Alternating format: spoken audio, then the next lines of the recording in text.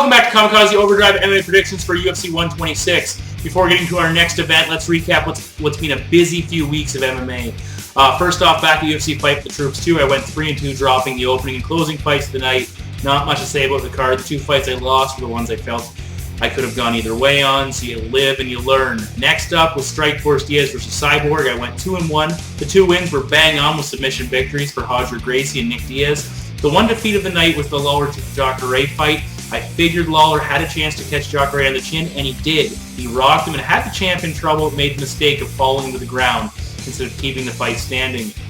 And the rest is history. My record is now 52 wins and 26 losses. I'm winning 2 of every 3 fights right now, which isn't bad, but I'd like to improve upon this record. And with that, let's get to UFC 126, which will take place on February 5th, 2011 in Las Vegas at the Mandalay Bay Event Center. There'll be 5 main card fights along with 2 undercard matchups being shown free on Spike TV, and I'll be giving my predictions for all of those fights. Before we get to those fights, as always, my videos are associated with sportsinteraction.com. If you would like to bet on the event, you can click on the link in the description below to get your deposit bonus on up to $125. Taking a quick peek at the Kamikaze rankings, I've added the bantam and featherweight divisions again. Feel free to make your comments and let me know what you think. Now, let's get to the fight predicting.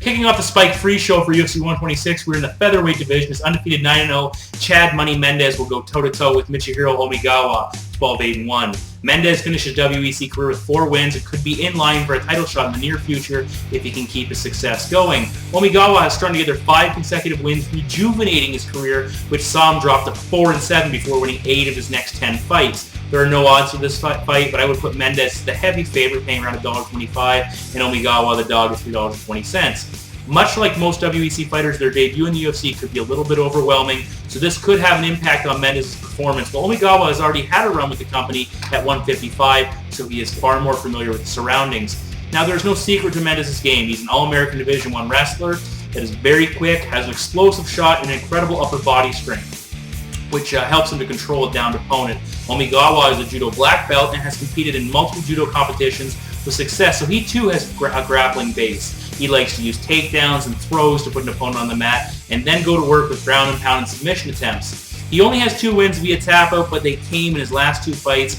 and from the footage I've seen, at least once a fight, he seems to threaten with a guillotine choke. Now, as I said, Mendez is very strong and can do some damage when he gets on top of an opponent, but he also has a tendency to use his strength to simply hold a fighter on the mat and pick up points because of his dominant position. Now, on the feet, Mendez is still learning the striking game. In his last fight with Javier Vasquez, he showed some head kicks and improved striking, but in the end, he still uses his strikes to close the distance and set up his takedowns. The Japanese fighter has good head movement and will throw punches and bunches, wildly throwing hooks, looking to connect and put his opponent to sleep. He does hold 4 knockout wins, but his striking isn't elite by any means. One weapon that Omigawa won't have at his disposal in this fight will be knees to a downed opponent. During his last 10 fights, after taking down an opponent, Omigawa has used knees to the head effectively, but he won't be able to do that in the UFC. Now, the key to defeating a strong wrestler is elite striking skills and top-level takedown defense. I don't think Omigawa has either. His greatest opportunity for success in this fight is the same as Mendez's, which does not bode well for Omigawa. Despite being the same height, weight, and having an identical reach, Mendez will have a physical advantage in this fight. He is simply more muscular and will be too much for Omigawa to control on the mat, so my prediction is Chad Mendez to defeat Michihiro Omigawa, most likely by decision. We move now to the UFC lightweight division. Making his promotional debut, Donald Cowboy Cerrone, 13-3, will square off with 12-3 Paul Kelly. Kelly has alternated wins and losses over the last 4 fights and is coming off a decision victory.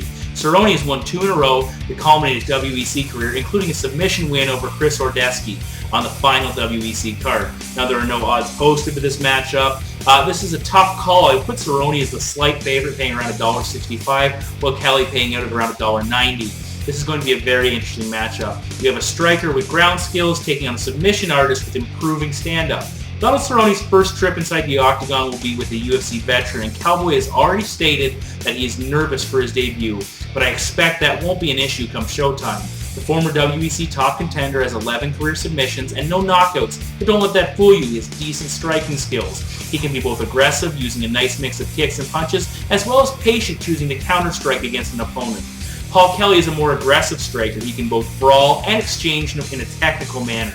He has 5 career knockouts while only having been stopped once.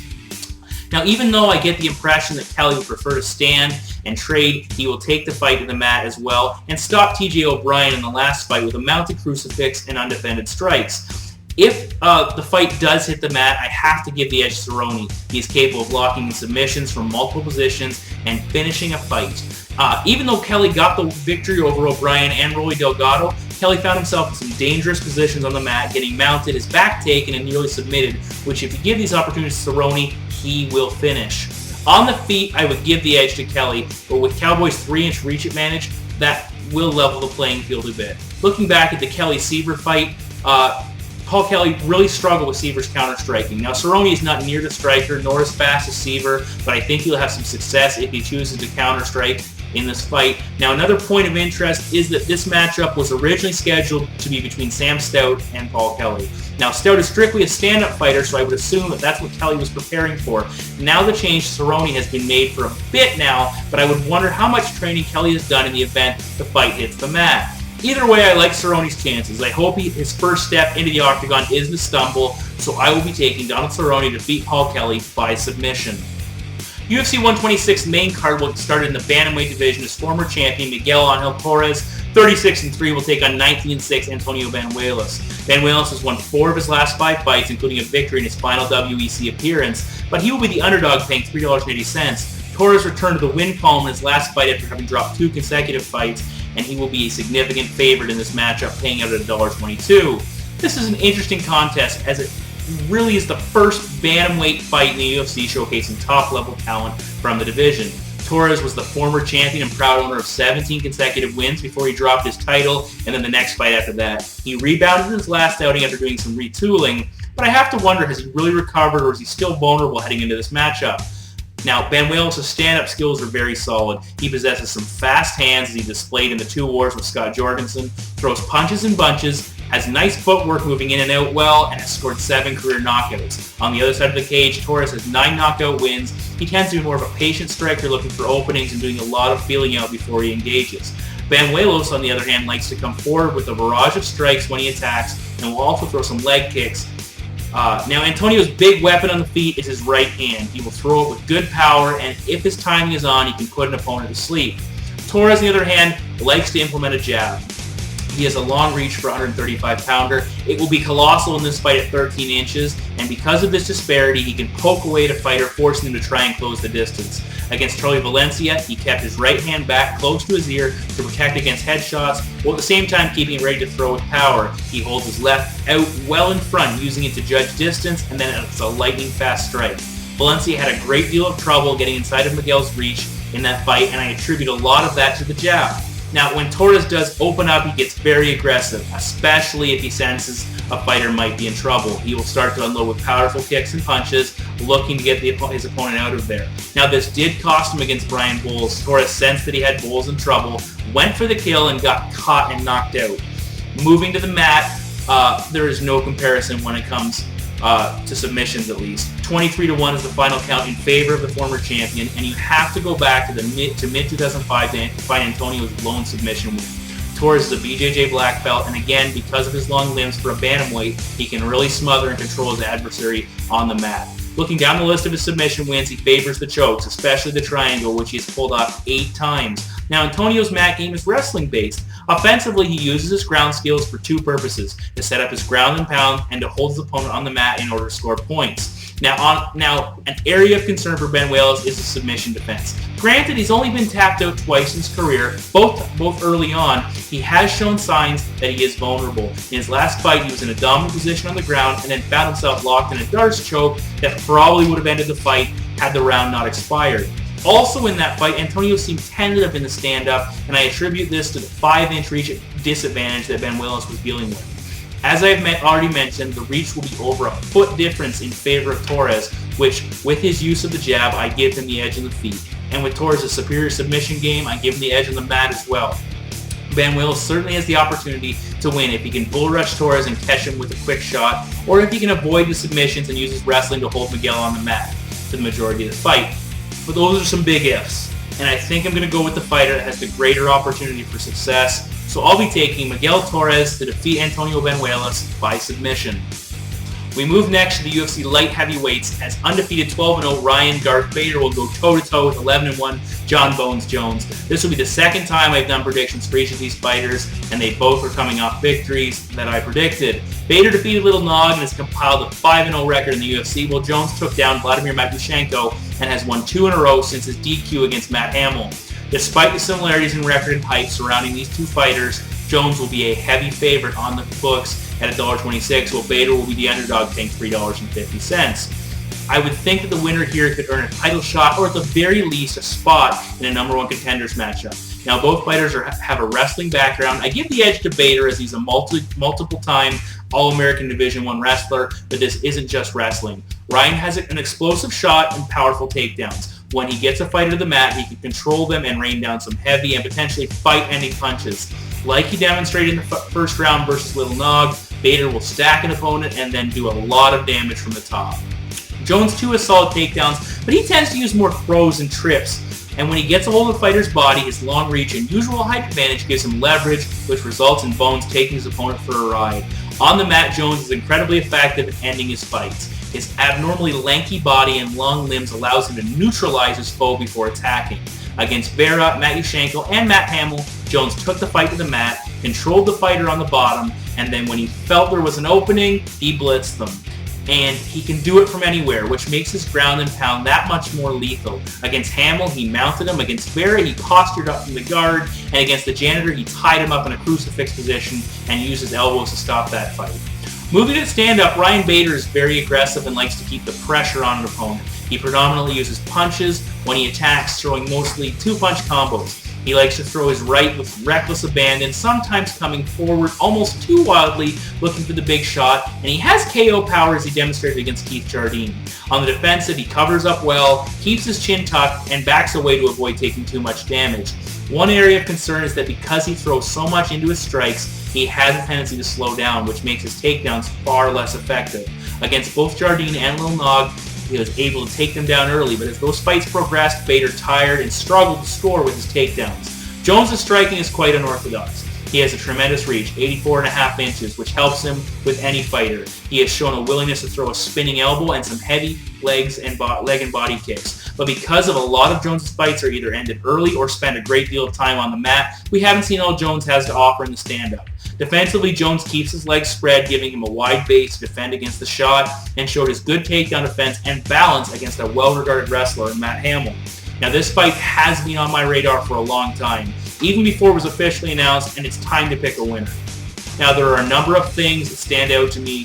First, Jones' coach, Greg Jackson, has already planned for Ryan Bader once when he faced Jardine, so there's a familiarity there. Secondly, Bader had issues with the distance against Little Nog, and there was only a 1-inch differential in that matchup.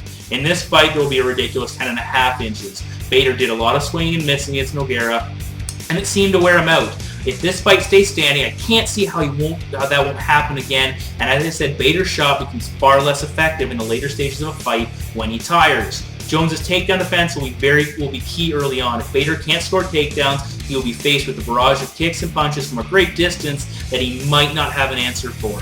Jones' chin really hasn't been tested, which is a concern, and if Ryan connects, that could be trouble. Bones has only gone the distance twice in 11 fights, which does create some uncertainty about his overall endurance. In the end, I just can't see Bader winning this fight unless he hits a home run with one big punch. I expect that Jackson will have Jones keep his distance early, make Bader do a lot of swinging and missing, and then when Ryan begins to tire, put the wrestler on his back, a position generally isn't accustomed to, and use that lethal ground and pound. So my prediction is John Jones to defeat Ryan Bader by stoppage. In the UFC welterweight division, 23-5, Jake Ellenberger will meet 9-0 Carlos Eduardo Roca. Roca debuted in the UFC with a first-round submission victory over Chris McRae, adding to his already perfect record. Ellenberger's last trip to the octagon was successful, along with a win over John Howard, giving him 2 wins in a row and 6 in his last 7.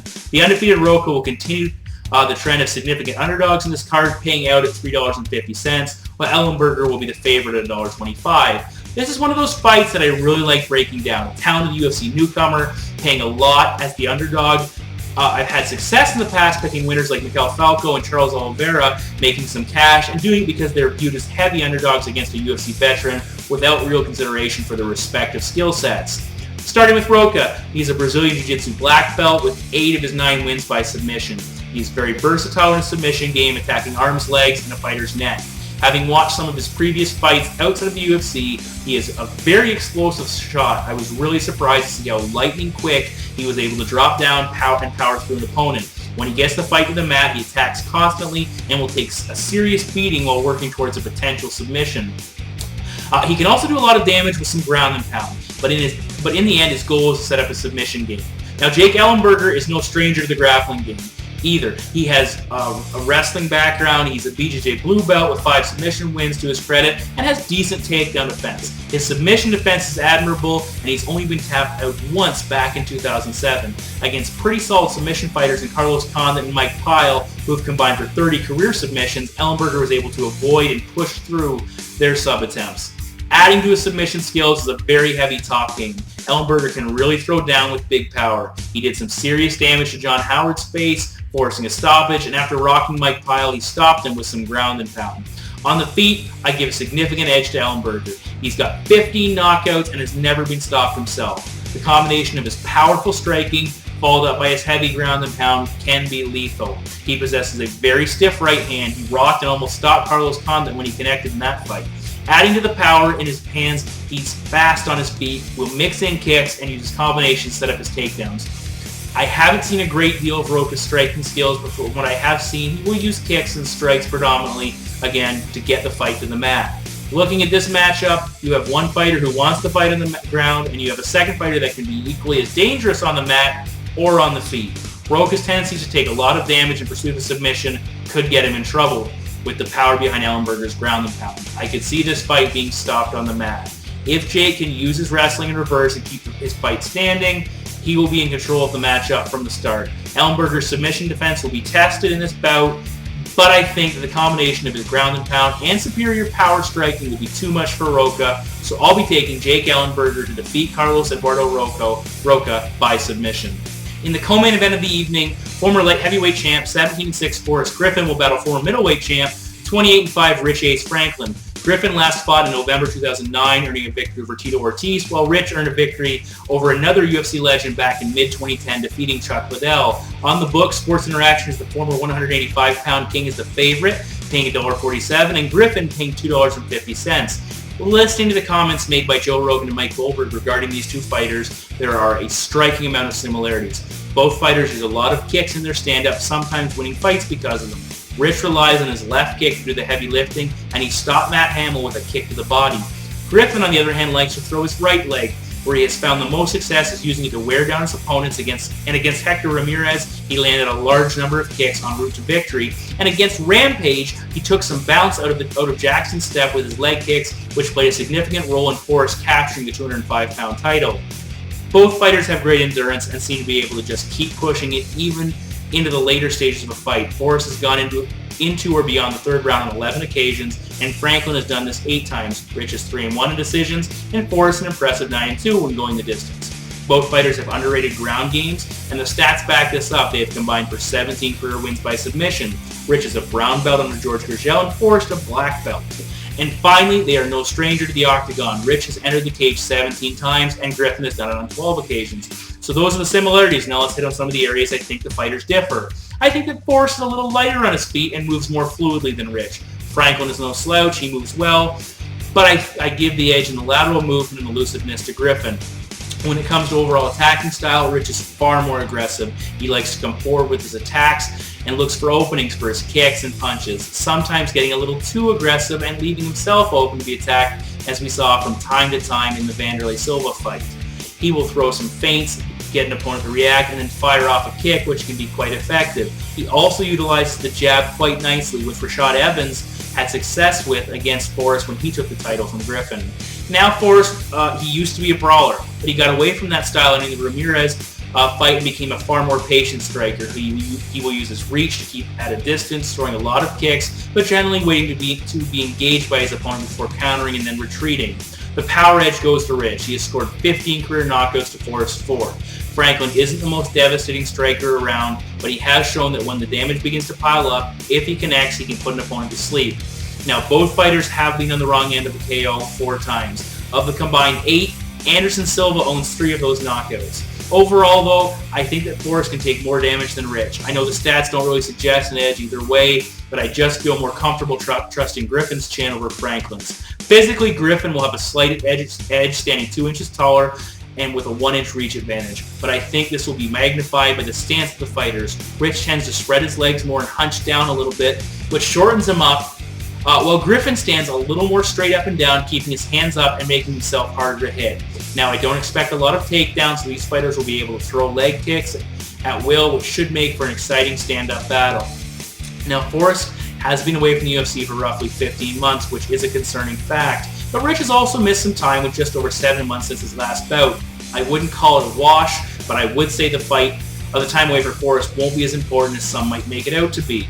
Now, looking at their track records, Forrest defeated a very dangerous striker in Rampage in a 5-round fight. Beat Shogun, albeit he wasn't the same Shogun that we have now, and Griffin was doing pretty well against a very fast striker in Rashad Evans until the fight hit the mat. While Rich hasn't had the best run against top-ranked stand-up fighters like Silva, Belfort, Henderson, he won a close fight against Vanderlei Silva that really could have gone either way. I think that Griffin's stand-up game is just a little bit better than Rich's overall. Further, this is Franklin's first real test against a true light heavyweight. Since he moved up, he's fought an aging Liddell, 2 catchweight fights, Dan Anderson, who can fight at both 185 and 205, and Matt Hamill, who at the time only had 6 previous fights. While in his last 5 fights, Griffin has battled the top 3 205-pounders, Shogun, Evans, and Jackson, along with Anderson Silva and an over-the-hill Tito. I like the odds that Griffin is getting at $2.50. I think that he will fight intelligently, waiting for Franklin to engage and then countering with his leg kicks, getting the better of the exchanges. And like I said, I trust Griffin's chin over Rich's. So my pick for this fight is Forrest Griffin to win a decision over Rich Franklin. The main event of the card will feature 2 feared Brazilian strikers battling it out for the UFC middleweight crown. The champion, 26-4 Anderson the Spider Silva, will put his title on the line for the 8th time when he meets 19-8 Vitor the Phenom Belfort. Belfort appears to have returned to form with 5 straight wins, 4 by knockout, including his last fight in the UFC against Rich Franklin. Silva is riding a 13-fight winning streak with 12 of those wins inside the octagon, and he's coming up a fight against Chael Sonnen, where for the first time he appeared to lose some of his allure of invincibility. Silva will be the favorite at $1.34 and Belfort the dog at $3. And these odds are much closer than the last time the Spider put his title on the line and was almost defeated by Sonnen. Running down the list of opponents Anderson Silva has faced in the UFC, Vitor Belfort is easily the most dangerous striker the Spider has met in the octagon. Silva's last 3 middleweight title defenses were against fighters that are predominantly grapplers and who have combined for a grand total of 0 knockouts since the middle of 2007. While Vitor has ripped off 8 knockouts in his last 9 victories, including his last 3 wins. Belfort has a total of 13 career KO victories with 2 defeats, and the UFC middleweight king has racked up 15 knockout wins with a goose egg in the loss column. Furthermore, these guys have more martial art belts than waist to put them on. The Phenom is a black belt in BJJ and Judo, along with a blue belt in Shotokan. Silva also holds black belts in both Judo and Brazilian Jiu-Jitsu, along with one in Taekwondo. To say the least, these are 2 decorated warriors. This fight could spend some time on the mat. Both fighters have scored submission wins before, but I expect that we are going to see a stand-up war. Belfort has some of the best boxing skills and fastest hands in MMA. A perfect example of this came back in 1998 at UFC Brazil when he swarmed and overwhelmed Vanderlei Silva with a flurry of punches, knocking Silva out. In his more recent fights, Belfort has become a much more patient striker, waiting for an opening before exploding. Against Rich Franklin, he waited for Rich to engage, and then when Franklin left an opening, Vitor moved in and knocked him out with lightning speed. Anderson's striking game is equally as dangerous. He will use traditional kicks and punches in his attacks, along with knees, especially when he locks in the Thai plum. Silva will also use a wide variety of untraditional strikes when attacking, but he has showcased these attacks against lesser strikers, and I don't expect to see a lot of that in this fight against such a dangerous striker like Belfort. Along with his hands, Silva has some serious power in his kicks and can finish a fight when he chooses to engage. Anderson is also an incredibly effective counter-striker. He really showcased this against Forrest Griffin. Griffin would attack, Anderson would avoid, and then return fire. Silva's ability to avoid strikes is unparalleled. His head movement is reminiscent of a video game, and he has some very nice footwork, opting to change up stances, keeping his opponent off balance. Head-to-head, Silva will have a 3.5-inch reach advantage over Belfort, and I would think this will play a big role in this fight. If Belfort can't get inside the champ's reach, he could be in for a long night or a very short one. Now, Silva has never been knocked out, but really don't think he's ever been on the wrong end of the type of attack that Vitor brings. If Belfort can rush Silva and land, he could very well crumple the fighter and walk away the champion. But that's a big if, because the challenger has been out of the cage for roughly 16 months, which means he could be suffering from some ring rust, and he really hasn't faced a top-level striker since 2006 when he faced and was defeated by Alistair Overeem. There are not too many fighters that would line up to face Anderson Silva as their first opponent back in the octagon after such a long layoff, and this could impact the fight in favor of the champion. Overall, I can't help but think of Forrest Griffin attacking, being unable to make contact, and then getting knocked out by Silva. I know Belfort is much faster and has better boxing than Forrest, but his aggressive style plays right into Anderson's strength. On top of this, Belfort's endurance is questionable, and if he is unable to connect early, he will be in trouble. I expect that Silva will use his reach to keep Vitor at a distance, use his footwork and head movement to avoid Vitor striking, and then capitalize on the openings created when Vitor swings and misses. So my prediction is Anderson Silva to defeat Vitor Belfort and retain his middleweight title by knockout. So there are my picks for UFC 126. Please check out the sportsinteraction.com betting card for the odds and payouts. My next show will be Strikeforce Fedor versus Silva, in which I'll break down the 2 heavyweight Grand Prix matchups, along with the 3 reserve bouts that will also be taking place on the card. Please check out sportsinteraction.com. Click on the link in the description below to get your bonus. Feel free to make comments on my predictions or rankings. And thank you for watching. I'll see you back here for my next show in a very short period of time.